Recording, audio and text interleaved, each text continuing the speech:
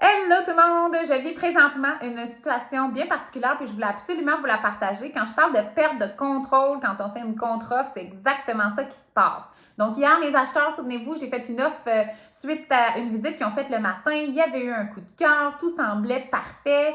Ils ont réagi rapidement parce que le marché va vite et donc ils ont fait une offre. Pour vous donner une idée, on est dans un budget de 800 000.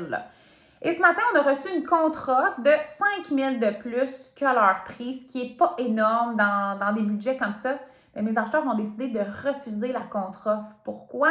Parce que finalement, ils ont eu la soirée, la nuit pour y penser toute la journée aujourd'hui, puis ils se sont rendus compte que, hey, on a peut-être été un petit peu trop vite. La maison correspond peut-être pas tout à fait à ce qu'on veut. Peut-être un petit peu trop loin des épiceries, même si on en avait parlé hier, un peu trop loin de l'emplacement du travail. Hier, ils étaient beaucoup dans l'émotion, là, ils sont tombés plus dans le rationnel. Ce qui fait que, ben, pour 5 000 de plus, c'est pas le 5 000 là, qui fait la différence. C'est vraiment le fait qu'ils ont pris le temps d'y réfléchir, puis ils ont pris cette opportunité-là de se sortir de la transaction.